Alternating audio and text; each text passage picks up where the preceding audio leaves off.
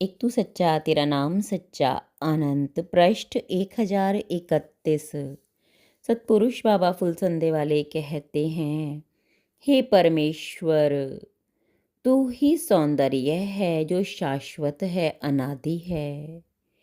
मेरी आत्मा तेरे अलौकिक गान में डूबती जा रही है। आनंद में प्रेम रूप तेरा क्षणिक स्मरण प्राणों में युग युग की पग ध्वनि को आंदोलित कर जाता है। सतपुरुष कहते हैं, हे देवपुत्रों, सनत कुमार भरत खंड के चक्रवर्ती सम्राट थे। उनके रूप सौंदर्य की चर्चा देवलोक में भी होती रहती थी। दो देवता ब्राह्मण का वेश बनाकर राजा को देखने दरबार में आए। राजा ने उन्हें अंतःपुर में ही बुला लिया। ब्राह्मण बोले, आपके दर्शन से हमारे नेत्र धन्य हो गए। जैसा सुना था वैसा ही पाया। राजा घमंड से बोला, स्नान आदि के बाद राजसी पोशाक में जब मैं राज सिंहासन पर बैठता हूँ, सेवक गण पंखा चमर डुलाते हैं, तब तुम मुझे और मेरे रूप को देखना। राजा दरबार में जैसे ही सिंहासन पर बैठा, ब्राह्मणों को निकट बुला के बोला, अब तुम मेरे रूप को देखो।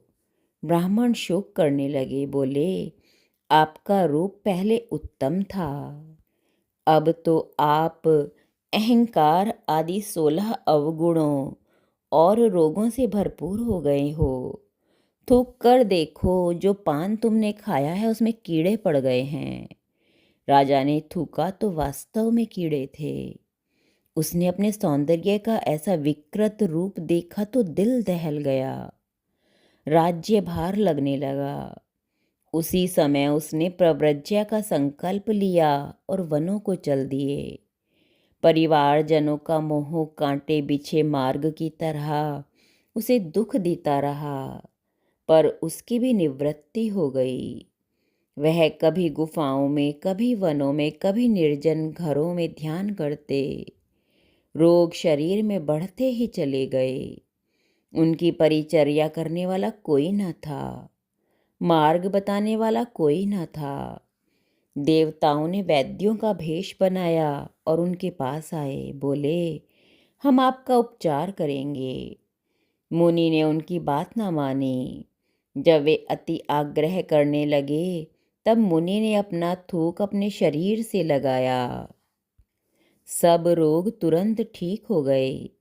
राजा ने कहा, क्या तुम्हारी औषधि में इतनी ताकत है? देवता लज्जित हो गए। राजा ने कहा, शरीर तो एक दिन मिट्टी में मिल जाएगा। ये रोग तो शरीर के थे, आत्मा तो सदा अलिप्त और अपवित्र है। साधना करते हुए वर्षों बाद राजा को दिव्य ज्ञान हुआ, वे मुक्त आत्मा हो गए। जब इंसान गुस्से में होता है या अपनी छाती पर हाथ मारकर अहंकार की बात करता है, उस समय परमेश्वर के दूत उस व्यक्ति को घृणित और तुच्छ समझकर नरक की भयानकता की दिशा में फेंक देते हैं। एक तू सच्चा तेरा नाम सच्चा।